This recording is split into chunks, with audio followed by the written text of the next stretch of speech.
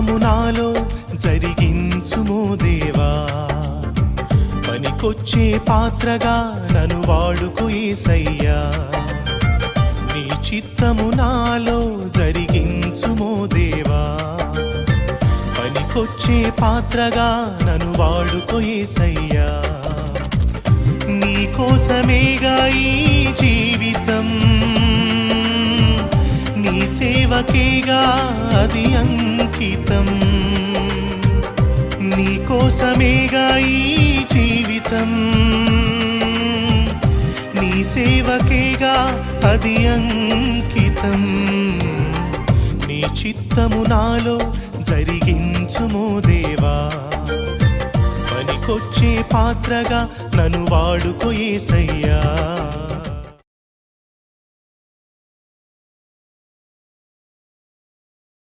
యెహోవా సెలవిచ్చిన ప్రకారమే నెహెమ్యా యెరూషలేములో అడుగు పెట్టాడు. అక్కడున్న ప్రజలను బలపరిచాడు. వారందరి యొక్క సహాయంతో మొదటిగా గుమ్మములు నిలబెట్టడం మొదలు పెట్టాడు. 10 గుమ్మములు నిలబెట్టినట్టుగా 3వ అధ్యాయంలో మనం చూస్తున్నాం. ఆ 10 గుమ్మములు నిలబెట్టినప్పుడు ఒక్కొక్క గుమ్మం యొక్క అర్థం ఏమిటో, భావం ఏమిటో మనం తెలుసుకున్నాం. గడిచిన వారంలో మనం ధ్యానించిన గుమ్మము పేరు దారి యొక్క గుమ్మము. దారి యొక్క గుమ్మము దేనికి సూచన? పరిశుద్ధాత్మ దేవునికి సూచన. దార గుమ్మమునకు ముందుగా ఉన్న గుమ్మం పేరు ఏమిటి? పెంట గుమ్మము. అది దేనికి సూచన? పరిశుభ్రతకు సూచన, పరిశుద్ధతకు సూచన. అంతకుముందు గుమ్మము లోయ గుమ్మము. అది దేనికి సూచన? హృదయ పరిశీలనకు, జీవితాన్ని బాగు చేసుకోవడానికి సూచన. అనగా ఒక వ్యక్తి తన హృదయాన్ని పరిశీలించుకొని తన హృదయాన్ని బాగు చేసుకోవడానికి, తనలో ఉన్న లోపాలు ఏమిటో గ్రహించినట్లయితే పెంట గుమ్మము అనగా లోపల ఉన్న చెత్తంతటిని కూడా బయటకు గెంటివేసే గుమ్మము. ఆ పెంట గుమ్మము ద్వారా తనలో ఉన్న చెత్తంతటిని బయటకు గెంటివేసినప్పుడు హృదయము శుద్ధిగా ఉంటుంది. ఎప్పుడు హృదయము శుద్ధిగా ఉంటుందో దార గుమ్మము అనగా పరిశుద్ధాత్మ దేవునికి సూచన. ఎవరి హృదయం శుద్ధిగా ఉంటుందో ఆ హృదయంలోనికి పరిశుద్ధాత్మ దేవుడు వచ్చి నిలబడతాడు. ఆ హృదయంలోనికి పరిశుద్ధాత్మ దేవుడు వచ్చి నివసిస్తాడు. ఎప్పుడైతే పరిశుద్ధాత్మ దేవుడు వచ్చి నివసిస్తాడో, ఎవరి హృదయంలో పరిశుద్ధాత్మ దేవుడు ఉంటాడో వారిని సర్వ సత్యములోనికి నడిపిస్తాడు.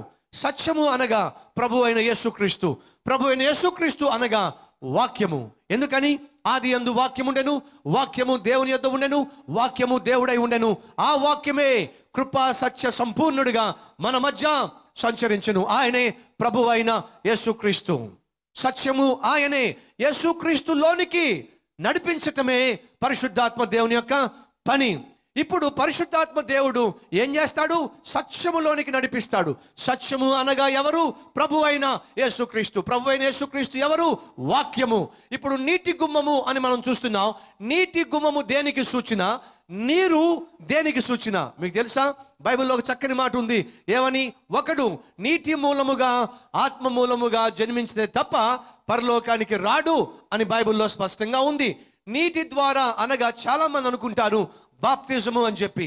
బాప్తిజము అని చెప్పి నువ్వు తప్పక నీటి ద్వారా రక్షించబడాలని చెప్పి అంటూ బాప్తిజమే ఒక వ్యక్తికి రక్షణను ప్రసాదిస్తుందని తప్పుడు బోధలు చేసేవారు కూడా ఉన్నారు. దయచేసి గమనించండి. నీటి ద్వారా అనగా వాక్యము ద్వారా. ఎందుకని? వాక్యము ద్వారా మనము స్నానము చేయాలి. ఆ విషయం ఎఫెసీయులకు రాసిన పత్రిక 5వ అధ్యాయంలో మనం చూస్తాం. 27వ వచనము ఏముంది అక్కడ?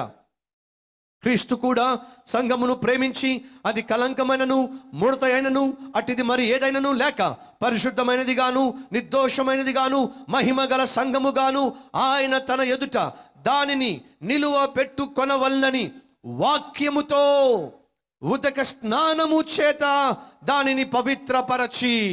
స్నానము దేంతో చేస్తాం? నీళ్ళతోనేనండి? నీళ్ళతోనేనా? ఎందుకు చేస్తాం? శరీరానికి ఉన్న మురికంతా పోవడానికైనా? ఎస్.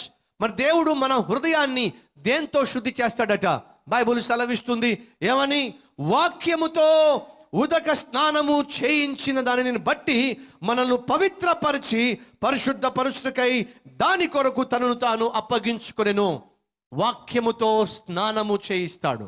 వాక్యము లేదా నీరు వాక్యమునకు సాదృశ్యముగా ఉన్నది. నీటి గుమ్మము వాక్యమునకు సాదృశ్యముగా ఉన్నది. నీటి గుమ్మము దగ్గరే వాక్యాన్ని కూడా వాళ్ళు ధ్యానించేవాళ్ళు అని కూడా బైబిల్లో ఉంది. నెహెమ్యా గ్రంథము 8వ అధ్యాయము 1 నుంచి కొన్ని వచనాలు.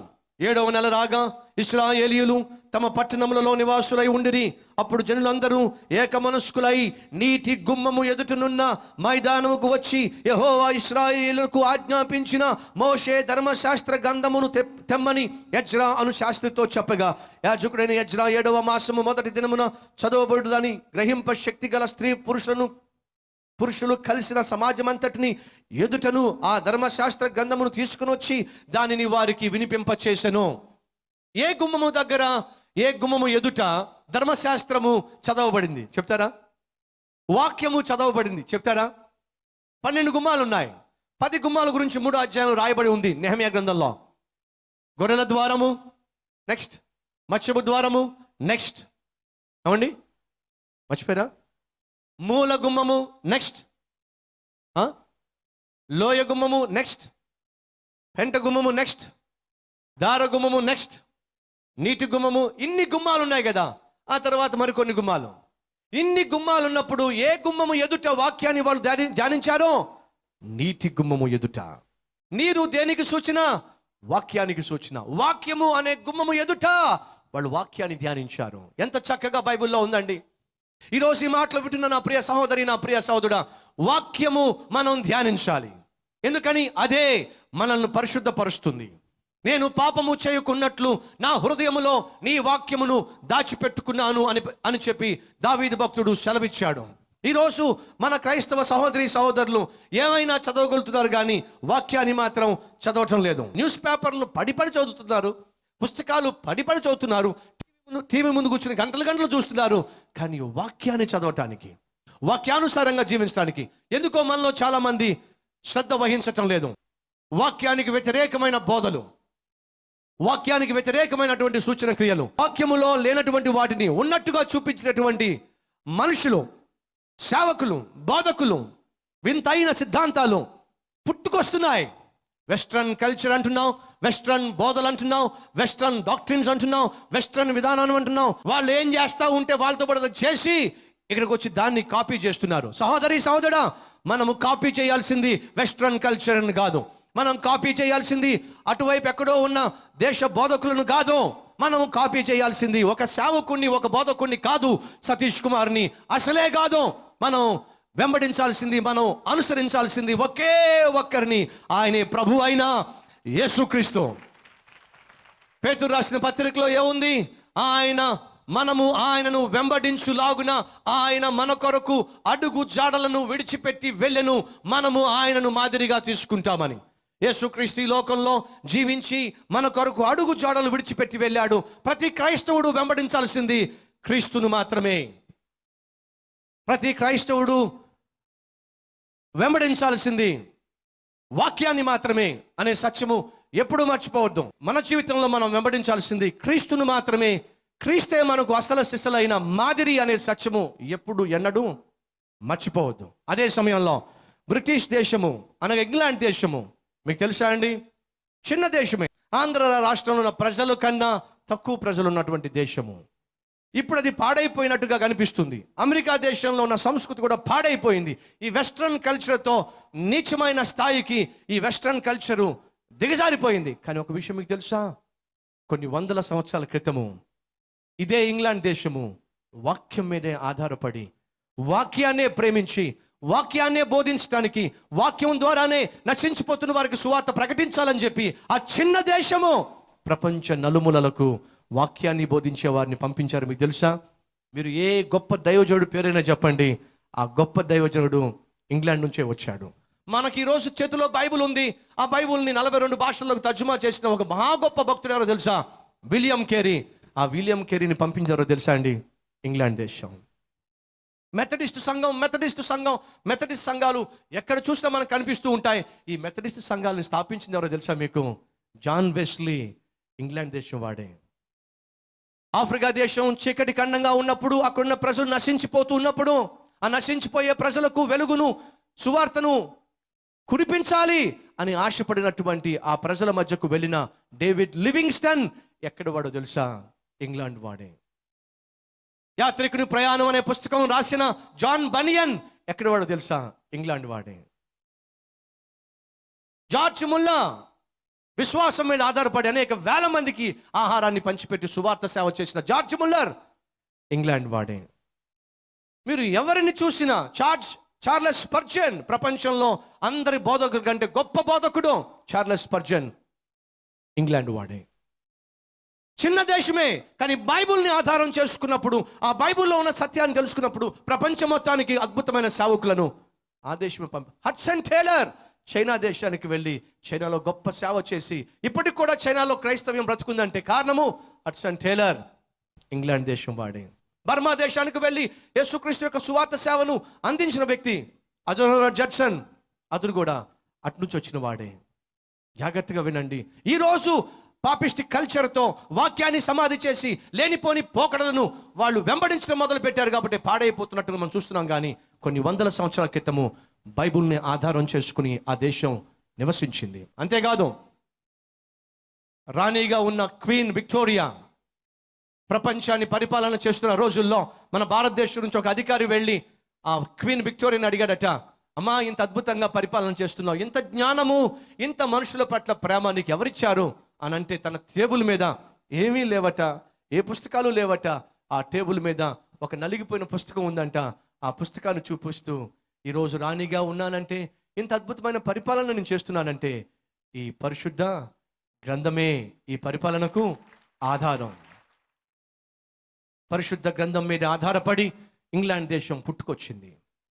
ఆ పరిశుద్ధ గ్రంథాన్ని ఆధారం చేసుకుని బోధిస్తున్నప్పుడు, ప్యూరిటీని, పరిశుద్ధతను బోధిస్తున్నప్పుడు అలా బోధించే వారిని చూసి అక్కడున్న జనమందరూ కలిసి ఇదేం బోధలో, ఈ రోజులో పరిశుద్ధంగా ఎలా జీవించగలం, ఈ రోజుల్లో ఇంత నిష్ఠగా ఎలా జీవించగలం అని చెప్పి పరిశుద్ధతను ప్రోత్సహించే, పరిశుద్ధతను బోధించే వారికి ఒక పేరు పెట్టారు. ఏమిటయ్యా అంటే ప్యూరిటన్స్ అని పేరు పెట్టారు.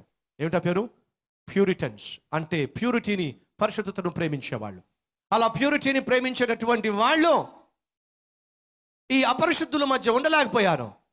అపరిశుద్ధుల మధ్య ఉండలేక, అలాగే వాళ్ళు పెట్టేటటువంటి ఆంక్షలు భరించలేక బైబిల్ని ఉన్నట్టుగా బోధించకూడదు, బైబిల్లో ఉన్న సిద్ధాంతాలు ఉన్నట్టుగా పాటించకూడదు. అలా పాటిస్తే ఈ రోజుల్లో ప్రజలు బ్రతకలేరు. మనిషికి స్వేచ్ఛ ఉంది, ఎలాంటి బట్టలు వేసుకోవాలో అలాంటి బట్టలు వేసుకుంటాడు, ఎక్కడికి పోవాలో అక్కడికి పోతాడు, ఎవరిని పెళ్లి చేసుకోవాలో వారిని పెళ్లి చేసుకుంటాడు, ఎలా తిరగాలో అలా తిరుగుతాడు. మీరేమిటి ప్యూరిటీ గురించి మాట్లాడుతున్నారు, మీరు మా మధ్య ఉండడానికి వీల్లేదు అని చెప్పి ఆ ప్యూరిటీని, పరిశుద్ధతను ప్రేమించి బోధించే వారందరినీ కూడా వెలివేశారు.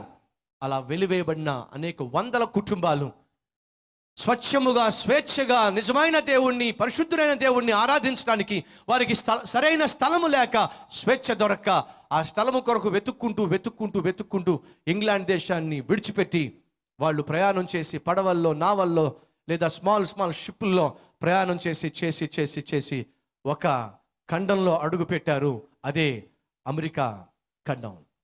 ఆ అమెరికా ఖండంలో అడుగు పెట్టిన వాళ్ళు మొట్టమొదటిగా ఎవరో తెలుసా మీకు? పరిశుద్ధమైన బైబుల్ని పరిశుద్ధమైన జీవితంతో ఆచరించాలి, జీవించాలి అని ఆశపడిన ప్యూరిటన్స్ అమెరికా దేశంలో అడుగు పెట్టారు. పరిశుద్ధ గ్రంథాన్ని వాళ్ళ జీవిత మూల పాఠముగా, మూల భాగంగా నమ్మారు. వాళ్ళు ఒక మాట చెప్పారు, వి ట్రస్ట్ ఇన్ గాడ్. దేవుడి మీదే నమ్మకంతో ఈ ఖండంలో, ఈ నేల మీద అడుగు పెట్టాం, దేవుని మీద నమ్మకంతోనే మేము ముందుకు సాగుతాం అని చెప్పి వాళ్ళు అక్కడ పరిశుద్ధ గ్రంథాన్ని ఆధారం చేసుకుని జీవించడం మొదలు పెట్టారు. వారు చేసిన ప్రార్థనలు, వారు వెంబడించిన పరిశుద్ధ గ్రంథం యొక్క విధానాలు వారి జీవితాలను బహుదీవెనకరంగా మార్చేసినాయి. ఆ దీవెనే ఈరోజు అమెరికా దేశము నిన్న మొన్నటి వరకు అనుభవిస్తూ వచ్చింది. మీకు తెలుసా, అమెరికా ఖండానికి, అమెరికా దేశానికి హైదరాబాద్కు ఉన్నటువంటి చరిత్ర కూడా లేదండి. మన హైదరాబాద్ 400 సంవత్సరాల కంటే అధికమైన చరిత్ర కలిగినటువంటి పట్టణము. అమెరికా దేశానికి 250 సంవత్సరాల కంటే ముందుగా అమెరికా దేశము లేదండి. నిన్నగాక మొన్న దేశముగా ఏర్పడినటువంటి అమెరికా దేశం ఈరోజు ప్రపంచం మొత్తంలో అగ్రగామిగా ఎలా నిలిచిందో తెలుసా? ఇది ఈరోజు చేస్తున్న పాపిష్టి పరిపాలన చేసే మనుషుల వల్ల, పాపిష్టి పరిపాలన చేసే అధికారుల వల్ల కాదు. అంతకు ముందు పూర్వీకులు వేసిన పునాదులను బట్టే ఈరోజు ఇంకా ఈ బైబిల్ని ఆధారం చేసుకుని ఉన్న దేశాలు ఇంకా ఎంతో కొంత దీవెనను చూస్తున్నాయి. వాళ్ళ కరెన్సీ ఎప్పుడైనా చూసారా? అమెరికా కరెన్సీ ఎప్పుడైనా చూసారా? డాలర్ని ఎప్పుడైనా చూసారా? దాని మీద ఇలా రాసి ఉంటుంది, ఏమని? We trust in God. మేము దేవుణ్ణి నమ్ముతాం, దేవుని మీదే ఆధారపడతాం, ఆయన్నే విశ్వసిస్తాం. పూర్వీకులు అంత అద్భుతంగా మాట అన్నారు, కానీ ఈ రోజులు అమెరికాలో దేవుణ్ణి నమ్మేవాళ్ళే బహు తక్కువగా తయారవుతున్నారు. కారణము, బైబిల్ని అణిచివేస్తున్నారు, పాపిష్టి చేష్టలకే తమ జీవితాల్లో చోటు ఇస్తున్నారు. అటువంటి పాపిష్టి మనుషులు కలిగి ఉన్న సంస్కృతిని మన దేశానికి ఎందుకు మనం ఇంపోర్ట్ చేసుకోవాలి? మన దేశంలో ఉన్న సంప్రదాయము, మన దేశంలో ఉన్న సంస్కృతి, మన దేశంలో ఉన్న కట్టుబాటు, మన దేశంలో ఉన్న కుటుంబ వ్యవస్థ బహుశ్రేష్టమైంది. కాబట్టి ప్రియ సహోదరులు, సహోదరులు, మీరు ఎవరైనా సరే దయచేసి మరలా చెప్తున్నా, భారతీయులుగా మనం అందరం గర్విద్దాం, క్రీస్తుని నమ్ముకున్న వారిగా ప్రభువుని మహింపర్దాం. అంతేగాని మూలాలు మాత్రం మర్చిపోవద్దు. పరిశుద్ధ గ్రంథమే మనందరికీ ఆధారం. దార గుమ్మము అనగా పరిశుద్ధాత్మ దేవుడు, నీటి గుమ్మము అనగా వాక్యము. పరిశుద్ధాత్మ దేవుడు ఏం చేస్తాడు? ప్రతి మనిషిని సత్యములోనికి నడిపిస్తాడు.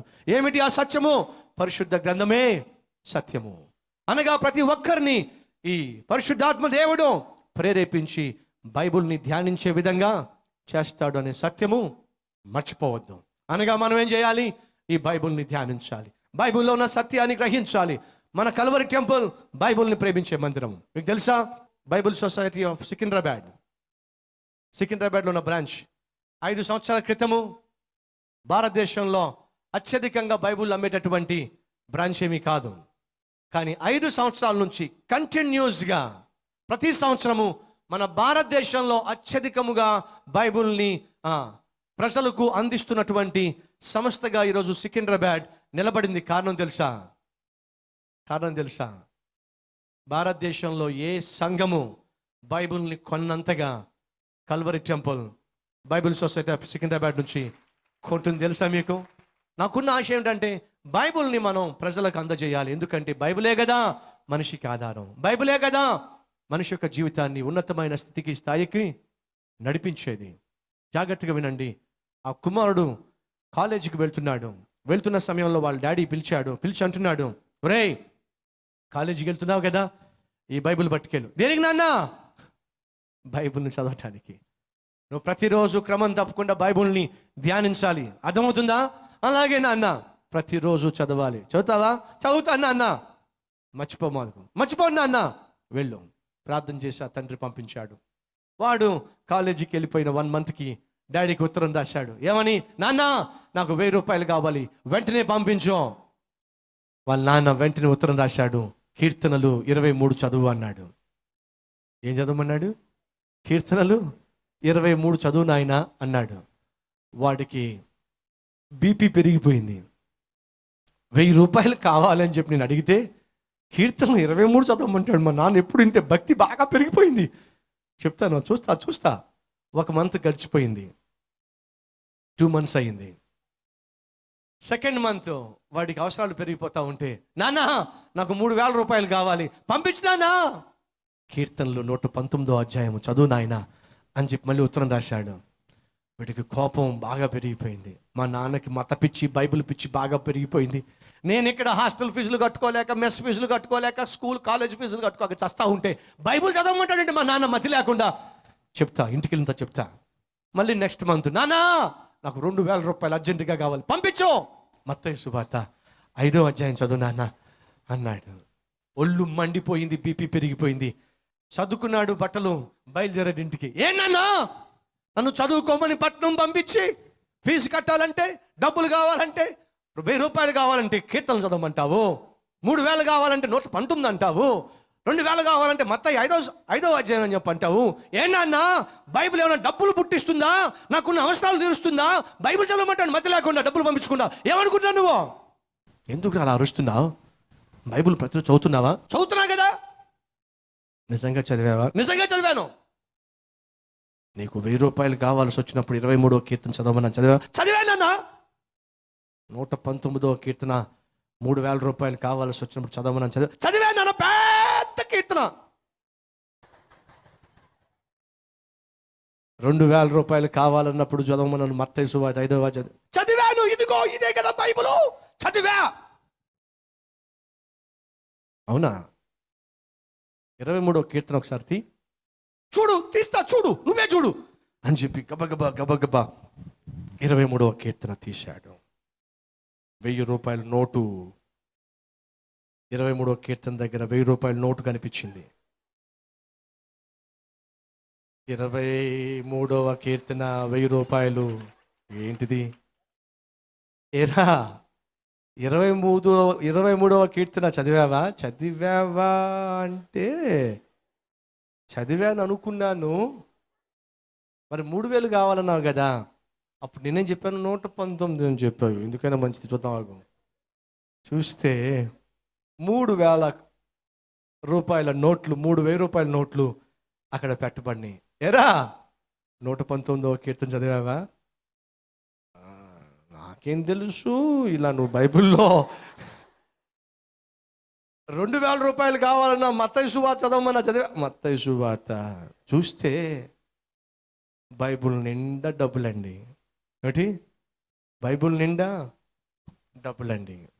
ఆ తండ్రి అంటున్నాడు, ఒరే చదివించాలని తాపత్రయపడే నేను నీ చదువుకయ్యే ఖర్చును పట్టించుకోనా?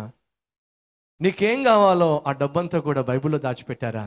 అంతేకాదురా, ఒక తండ్రిగా నీకు కావలసిన డబ్బుని బైబిల్లో దాచిపెట్టాను, కానీ ఒక మనిషిగా ఉన్న ప్రతి అవసరాన్ని తీర్చడానికి ఆ పరమ తండ్రి బైబిల్లో అద్భుతమైన నిధిని దాచిపెట్టాడురా. నీకేం కావాలో అది బైబిల్లోనే దొరుకుతుందిరా. నీకు పరిశుద్ధమైన జీవితం కావాలా? బైబిలే ఇస్తుందిరా. పాపం పైన జయం కావాలా? బైబిలే ఇస్తుందిరా. సమాధానకరమైన జీవితం కావాలా? బైబిలే ఇస్తుందిరా. ఆదరణ కావాలా? బైబిలే ఇస్తుందిరా. జ్ఞానం కావాలా? బైబిలే ఇస్తుందిరా. మంచి మార్గంలో నడవాలా? బైబిలే నడిపిస్తుందిరా. నీకేం కావాలో ఈ బైబిల్లోనే ఉందిరా. ఆ సత్యం నువ్వు గ్రహిస్తావని, అలాగే తండ్రిగా నా బాధ్యతను నేను నిర్వర్తించడానికి బైబిల్లో డబ్బును పెట్టాను. నువ్వేం చేశావు? ఇది బైబిలే కదా అని చెప్పి పక్కన పెట్టేశావు. నీకు కావలసిన అవసరాలుగా మిగిలిపోయినాయి, కానీ ఉన్న డబ్బును, ఉన్న సంపదను అది అనుభవించలేకపోయాం. ఈరోజు ఈ మాటలు వింటున్న సహోదరి సహోదరుడా, ఈరోజు సతీష్ కుమార్ ఈ ఎందుకు పనికిరాని కుర్రవాడు ఇంత పెద్ద సంఘానికి కాపరిగా ఉన్నాడు అంటే, ఇంత అద్భుతమైన పరిచయం నడిపిస్తున్నాడు అంటే, దయచేసి గమనించండి. ఈరోజు నేనేమై ఉన్నానో దానంతటికీ మూల కారణము ఈ పరిశుద్ధ గ్రంథమేనండి. నాకున్న జీవితానికి, నాకున్న విశ్వాసానికి, నాకున్న దర్శనానికి, నాకున్న ఆత్మీయతకు, నాకు ఇచ్చిన ఈ సేవకు, ఈరోజు కలిగిన ఈ పరిచర్యకు అంతటికీ కారణం ఈ ఒక్క పుస్తకమేనండి. ఈ పుస్తకమే నన్ను ఇక్కడ నిలబెట్టిందండి. ఈ పుస్తకమే ఇక్కడ నిలబెట్టి అద్భుతమైన సత్యాలు మీ అందరితో పంచుకునే మహాభాగ్యాన్ని ఈ గ్రంథమే ఇచ్చిందండి. విలియం కేరీ అద్భుతమైన సేవ చేసిన ఈ పుస్తకమే ఆధారం. జాన్ వెస్లీ అద్భుతమైన సంఘాలు స్థాపించిన ఈ పుస్తకమే ఆధారం. డేవిడ్ లివింగ్స్టన్ ఆఫ్రికా దేశానికి వెళ్ళి సువార్తను ప్రకటించి వారి జీవితాల్లో వెలుగును నింపిన ఈ పుస్తకమే ఆధారం. డిఎల్ మూడీ భక్తుడు అమెరికా దేశాన్ని తల్లకిందులు చేసిన ఈ పుస్తకమే ఆధారం. హడ్సన్ టేలర్ చైనాకు వెళ్ళి సువార్తను ప్రకటించి వారి జీవితాల్లో వెలుగు నింపిన ఈ పుస్తకమే ఆధారం. ప్రపంచంలో ఎవరు దేవుని కొరకు బలంగా జీవించిన పరిశుద్ధ గ్రంథమే ఆధారం. ఇదే గ్రంథం నా చేతిలో ఉంది, ఇదే గ్రంథం నీ చేతిలో ఉంది. ఈ గ్రంథం నిన్నేమైనా చేయడానికి సిద్ధంగా ఉంది. దేవుని చిత్తంలో నీ జీవితాన్ని మార్చుకోవడానికి నువ్వు సిద్ధంగా ఉన్నావా? దారగుమ్మము పరిశుద్ధాత్మ దేవునికి సూచన, మరి నీటి గుమ్మము వాక్యానికి సూచన. పరిశుద్ధాత్మ దేవుడు నీలో ఉంటే ఏం చేస్తాడు? నీటి గుమ్మాన్ని నీ జీవితంలో కలిగి ఉండేలా చేస్తాడు. అంటే అర్థం ఏమిటి? వాక్యము. ఈరోజు వాక్యానికి ప్రాధాన్యత ఇవ్వకుండా, వాక్యాన్ని చదవకుండా ఎంతమంది నిర్లక్ష్యంగా జీవించటం లేదు? మన కల్వరి టెంపుల్లో 5.5 days బైబిల్ చదివిన వాళ్ళు, 7 days బైబిల్, 15 days బైబిల్ని పూర్తిగా చదివిన 8th class బాయ్ ఉన్నాడు తెలుసా మీకు? 15 రోజుల్లో బైబిల్ మొత్తం చదివాడండి 8th class బాయ్. ఈరోజు వాక్యం వింటున్న ప్రియ సహోదరుడా సహోదరి, దయచేసి వాక్యాన్ని ధ్యానించు. అది నీ జీవితాన్ని, నువ్వు చేసే పనులను ఆశీర్వాదకరంగా మారుస్తుంది. చివరిగా ఒక అతనికి అనారోగ్యం వచ్చింది. హాస్పిటల్కి వెళ్తే డాక్టర్ తన క్లోజ్ ఫ్రెండ్ అన్నాడు, నీకున్న అనారోగ్యాన్ని బట్టి స్పెషలిస్ట్ దగ్గరికి వెళ్ళాలి, బహుశా ఆపరేషన్ చేయాల్సి ఉంటుంది, పలానా స్నేహితుడు అక్కడికి వెళ్ళు అంటే అక్కడికి వెళ్ళాడు. అలా వెళ్ళినప్పుడు అక్కడ హాస్పిటల్లో ఆ డాక్టర్ గారు అక్కడ కూర్చున్నారు. యవనస్తుడైన డాక్టర్ కూర్చున్నాడు. ఏదో చదువుకుంటున్నాడు. ఇలా తల మీద ఇలా చేయబెట్టి ఏదో గ్రంథాన్ని చదువుతున్నాడు. ఈ పెద్దయిన హాస్పిటల్ లోపలికి వెళ్ళాడు. వెళ్ళిన వెంటనే ఆ యవన డాక్టర్ స్పెషలిస్ట్ చదువుతూ ఉంటే అన్నాడు. అంటే నేను వచ్చాను చెప్పడం మాట. వెంటనే ఆ యవన స్పెషలిస్టు ఆ బైబిల్ని తీసి పక్కన పెట్టాడు. నా పేరు సో అండ్ సో, మీ గురించి నా ఫ్రెండ్ ఆల్రెడీ ఫోన్ చేసి చెప్పాడు. రేపు సాయంత్రం ఆపరేషన్ చేయబోతున్నాం, సిద్ధపడండి అన్నాడు. ఇంతకీ మీరు చదివే గ్రంథం ఆపరేషన్కి ముందు ఉపయోగపడుతుందా, ఆపరేషన్ తర్వాత ఉపయోగపడుతుందా అని అడిగాడు. అంటే వేలాకాలం మాట. అప్పుడు చెప్పాడు, మీరు ఆపరేషన్ థియేటర్లో బెడ్ మీద ఉన్నప్పుడు, మీ ప్రాణానికి అపాయం వచ్చినప్పుడు, నాకు చెమటలు పట్టినప్పుడు ఈ గ్రంథమే నాకు ఉపయోగపడి జ్ఞానాన్ని ఇస్తుంది. ఆపరేషన్ థియేటర్లోంచి మిమ్మల్ని క్షేమంగా బయటకు తీసుకొస్తుంది. ఎంత చక్కని సాక్ష్యం అండి. మీ ప్రాణం అపాయంలో ఉన్నప్పుడు, నాకు చెమటలు పట్టినప్పుడు ఈ గ్రంథమే నాకు జ్ఞానాన్ని ఇస్తుంది, మీకు క్షేమాన్ని ఇస్తుంది. సహోదరుడా, సహోదరి, మన ప్రాణాలకు అపాయం వచ్చినప్పుడు, మన జీవితంలో సమస్యలు వచ్చినప్పుడు, ఆ సమస్యలు మనకు చెమటను పట్టించినప్పుడు మనకు జవాబిచ్చేది, క్షేమాన్నిచ్చేది ఈ పరిశుద్ధ గ్రంథమే. ఈ పరిశుద్ధ గ్రంథాన్ని చదివినప్పుడు సమయోచితమైన జ్ఞానాన్ని మనం పొందుకుంటాం. ఈ పరిశుద్ధ గ్రంథాన్ని చదివినప్పుడు మనకున్న సమస్యల్లో నుంచి మనం బయట పడగలుగుతాం. ఇంత అద్భుతమైన గ్రంథాన్ని ప్రభువు మనకిచ్చినప్పుడు ఎందుకు ప్రతిరోజు ఉదయము సాయంత్రము ఈ బైబిల్ని చదవకూడదు? ఈరోజు ఈ మాటలు వింటున్న ప్రతి ఒక్కరు ఒక తీర్మానం తీసుకుంటారా? ఏమని? నీటి గుమ్మానికి సాదృశ్యమైన బైబిల్ని ప్రతి దినము ఉదయము సాయంత్రము తప్పక చదువుతాను. తీర్మానం తీసుకుందామా? Let us pray. ప్రార్థన చేద్దాం. ప్రతి ఒక్కరు తలలు వంచండి. మహాపరిశుద్ధుడైన ప్రేమ కలిగిన తండ్రి, ఎవరెవరైతే నీ వాక్యాన్ని విని ఆ వాక్యాన్ని క్రియల్లో పెట్టాలని, స్వేచ్ఛ కాదు మాకు కావలసింది స్వచ్ఛమైన జీవితము, అటువంటి జీవితం కొరకు నీ వాక్యాన్ని ధ్యానిస్తూ సమస్యల్లో, కష్టాల్లో, నష్టాల్లో, శ్రమల్లో, ఇరుకు ఇబ్బందుల్లో ఉన్నప్పుడు భయమును, భీతిని, చెమటను అది మాకు పట్టించినప్పుడు నీ వాక్యమే మమ్మలను బలపరుస్తుందని, క్షేమంగా బయటకు తీసుకొస్తుందనే సత్యము గ్రహించి ఈ వాక్యాన్ని ధ్యానించే శక్తి ప్రభువా మాకు అనుగ్రహించండి. ఎందరైతే ఈ రోజు నుంచి వాక్యాన్ని ధ్యానించబోతున్నారో, వాక్యంలో ఉన్న సత్యాలు గ్రహించి దీవెనలు పొందుకొని తమ జీవితాలు దీవెనకరంగా మార్చుకోవాలని ఆశపడుతున్నారో, చుట్టూ ఉన్న వారికి మాదిరికరంగా బ్రతకాలని తీర్మానం తీసుకుంటున్నారో వారందరినీ దీవించండి. యేసయ్య పేరట వేడుకుంటున్నాం తండ్రి, ఆమేన్.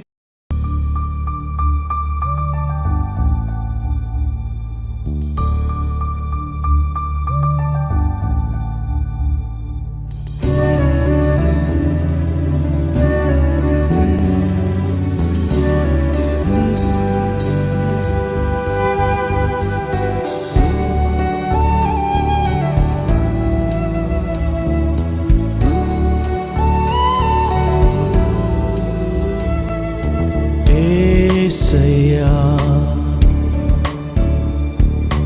యేసయ్యా. Address Calvary, post box number 30, Kukatpally, Hyderabad 72.